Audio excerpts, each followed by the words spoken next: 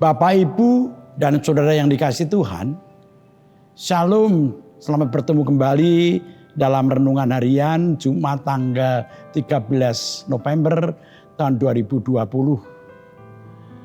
Tema yang hendak kita renungkan saat ini adalah menanti dalam pengharapan. Menanti dalam pengharapan. Firman Tuhan yang hendak kita baca terambil dari Lukas pasal 17. Lukas pasal 17 ayat 20 sampai 25. Mari kita berdoa lebih dahulu sebelum bersama-sama kita akan membaca dan merenungkan firman Tuhan. Mari kita bersama berdoa. Tuhan, terima kasih. Saat ini kami bersama kembali akan mendengarkan dan merenungkan firman-Mu sebagai wujud dari pemeliharaan-Mu dalam kehidupan iman kami. Berkati kami Tuhan agar kami mampu untuk mendengar dengan baik, bahkan melakukan dalam kehidupan kami. Hamba-Mu yang akan menjelaskan isi firman-Mu, Tuhan kuasai dengan Roh-Mu yang kudus, agar apa yang hendak kami renungkan berguna untuk kehidupan kami. Kami menyerahkan doa kami dalam nama Tuhan Yesus. Amin. Mari kita bersama-sama membaca firman Tuhan dari Injil Lukas pasal 17 ayat 20 sampai 25 yang demikian isinya. Kedatangan kerajaan Allah. Atas pertanyaan orang-orang Farisi, apabila kerajaan Allah akan datang, Yesus menjawab, katanya, kerajaan Allah datang tanpa tanda-tanda lahiriah. Juga orang tidak dapat mengatakan, lihat ia ada di sini atau ia ada di sana. Sebab sesungguhnya kerajaan Allah ada di antara kamu. Dan ia berkata kepada murid-muridnya, akan datang waktunya kamu ingin melihat satu daripada hari-hari anak manusia itu dan kamu tidak akan melihatnya. Dan orang akan berkata kepadamu, lihat ia ada di sana, lihat ia ada di sini. Jangan kamu pergi ke situ, jangan kamu ikut. Sebab sama seperti kilat memancar dari ujung langit yang satu ke ujung langit yang lain. Demikian pula lah kelak halnya anak manusia pada hari kedatangannya. Tetapi ia harus menanggung banyak penderitaan dahulu dan ditolak oleh angkatan ini. Sampai di sini pembacaan firman Tuhan, kita akan merenungkan bersama-sama firman ini.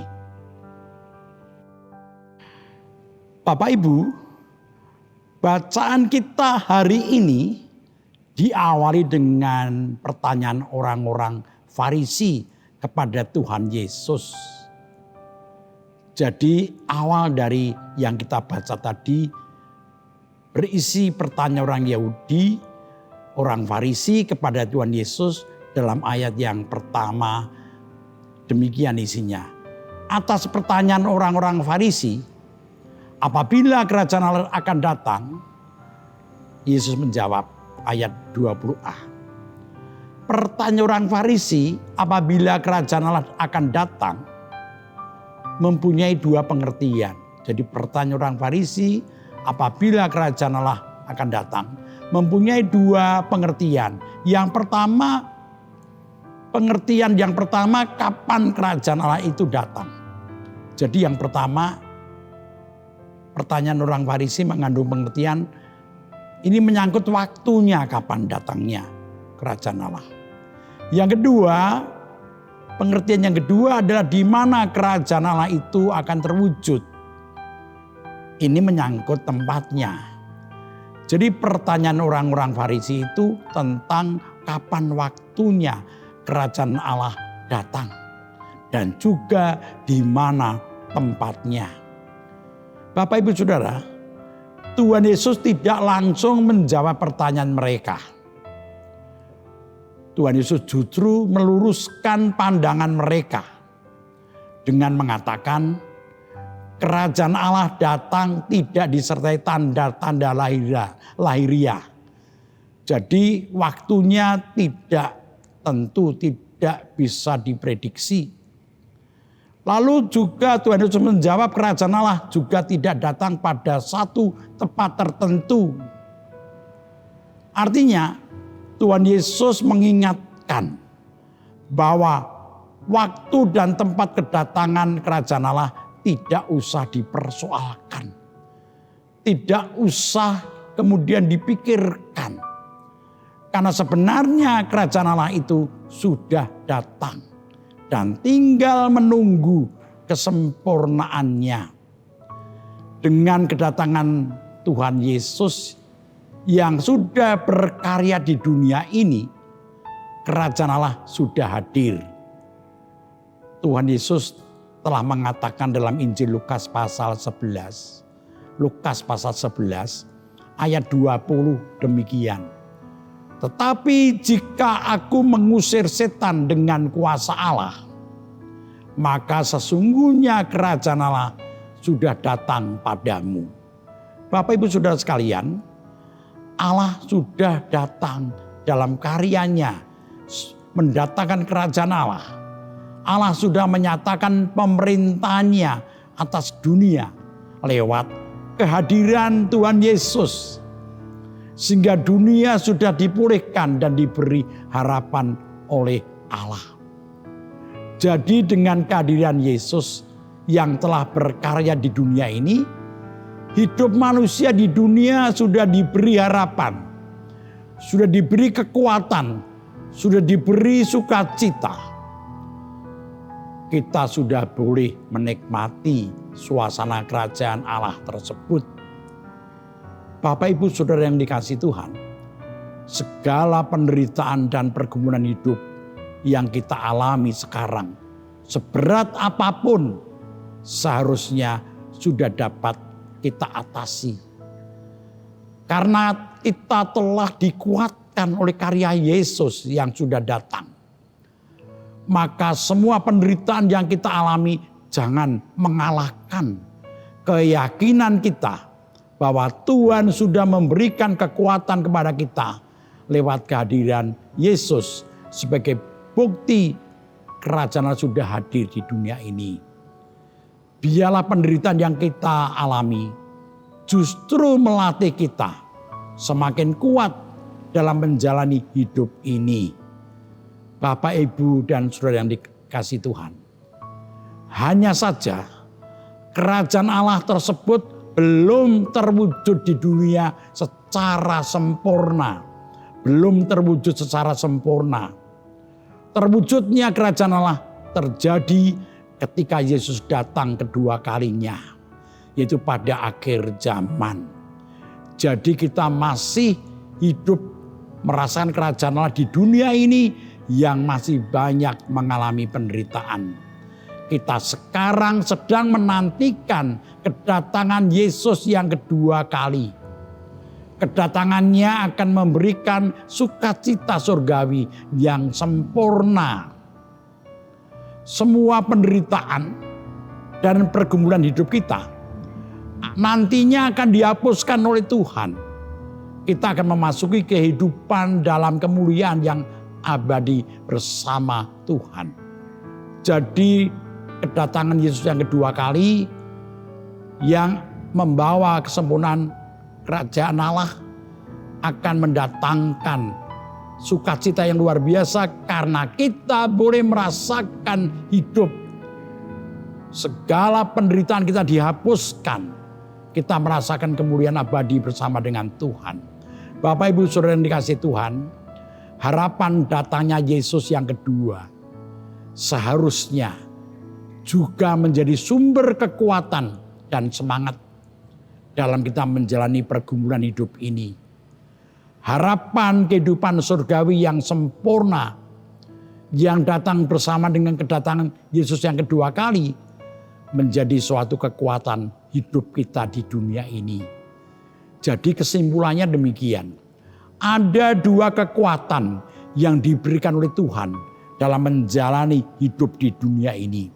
Yang pertama, kehadiran Yesus yang pertama sudah memberikan kekuatan kepada kita dalam menghadapi segala penderitaan dan pergumulan hidup.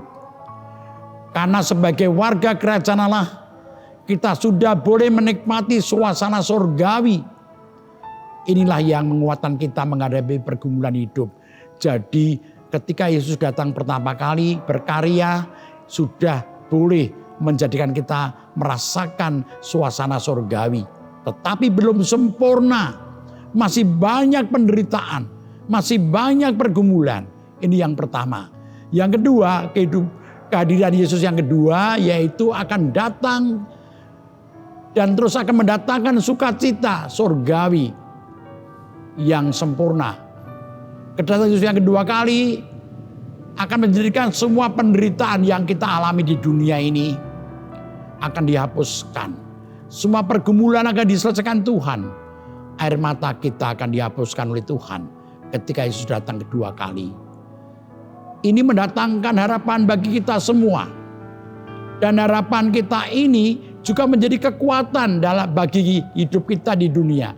Jadi ketika kita mengharapkan kedatangan Yesus yang kedua kali, harapan itu menjadi kekuatan bagi kita. Bapak Ibu Saudara, hidup kita sekarang adalah hidup dalam penantian. Menantikan kehadiran Yesus yang kedua kali yang membawa kehidupan surgawi yang sempurna. Semua penderitaan kita di dunia akan dihapuskan oleh Tuhan. Maka kita harus menantikannya dengan tekun, setia dan penuh harapan. Janganlah harapan dan penantian kita digoyahkan oleh pergumulan-pergumulan hidup kita. Atau juga digoyahkan oleh kenikmatan-kenikmatan duniawi. Kita harus terus memusatkan hidup kita pada kedatangan Yesus yang kedua. Selamat menjalani hidup penantian kita. Tuhan memberkati kita semuanya. Amin. Mari bersama-sama kita berdoa. Kita menaikkan doa kita. Mari kita berdoa. Tuhan Allah Bapa yang makasih, kami bersyukur karena Tuhan memberkati kehidupan kami. Tuhan memberi waktu bagi kami untuk merenungkan firman-Mu. Kerajaan Allah sudah datang bersama dengan kedatangan Tuhan Yesus dan karyanya di dunia ini. Dan itu mendatangkan pengharapan bagi kami Tuhan. Tetapi itu belum sempurna. Kami masih menghadapi banyak penderitaan dan pergumulan. Tetapi Tuhan Yesus akan datang yang kedua kali. Kami menantikannya Tuhan karena kedatangan Yesus yang kedua kali akan menyempurnakan keselamatan yang Tuhan berikan pada kami. Akan menyempurnakan karya Tuhan, yaitu kerajaan Allah akan menjadi sempurna sehingga semua penderitaan, pergumulan hidup kami akan Engkau singkirkan Tuhan. Sehingga pengharapan akan kedatangan Yesus yang kedua kali memberi semangat bagi kami dalam menjalani hidup ini. Tuhan, saat ini kami berdoa untuk warga GKJ Sarimulyo yang sedang mengalami kedukaan. Kami berdoa untuk keluarga Bapak Sugiharto Hardihartono Tuhan. Tuhan akan berkati ibu, Kau berkati anak-anak dan cucu dan keluarga semua, hiburkan keluarga ini. Demikian juga kami berdoa untuk keluarga Bapak Bambang Sularso. Kau berkati ibu dan keluarga ketika Kau memanggil Bapak Bambang Sularso, tentu ibu dalam duka cita dan keluarganya pun demikian. Kami juga berdoa untuk Ibu Mardi Utomo dan keluarganya, karena tadi Engkau berkenan memanggil Bapak Mardi Utomo menghadap hadirat-Mu Tuhan. Kami mohon kepadamu bagi yang sedang berduka cita, Tuhan hiburkan. Kami juga berdoa Tuhan untuk jemaat-Mu yang dalam keadaan sakit, dalam pemulihan, berkati satu persatu tanpa kecuali Tuhan. Engkau hadir di tengah-tengah penderitaan sakit mereka. Demikian juga bagi yang lanjut usia, yang terbatas gerak tubuhnya karena kelemahan tubuhnya, Engkau berkati mereka. Yang sedang dalam pergumulan-pergumulan berat, juga Tuhan hadir menolong mereka, menguatkan mereka. Bapa dalam sorga, kami berdoa untuk bangsa negara kami. Jagai bangsa kami dari perpecahan-perpecahan. Biarlah seluruh bangsa kami bisa bersatu bersama-sama untuk mengatasi segala masalah yang dihadapi bangsa kami. Bahkan bersama-sama boleh meningkatkan harkat kehidupan bangsa kami, kemakmuran bangsa kami, sehingga bangsa kami boleh merasakan berkat Tuhan. Tuhan, kami menyerahkan untuk semua warga gereja GKJ Sanimulyo. Kau berkati majelis gerejamu, Kau berkati, dan untuk semua pelayanan yang dilakukannya, Tuhan boleh memberkati semua. Kami menyerahkan semua doa kami ini Tuhan. Hanya dalam nama Tuhan Yesus, penebus kami yang penuh cinta kasih. Amin. Bapak Ibu Saudara yang dikasihi Tuhan, demikian renungan kita hari ini. Kita akan bertemu kembali pada hari yang lain. Selamat menjalani kehidupan, menantikan kedatangan Tuhan yang kedua. Tuhan memberkati.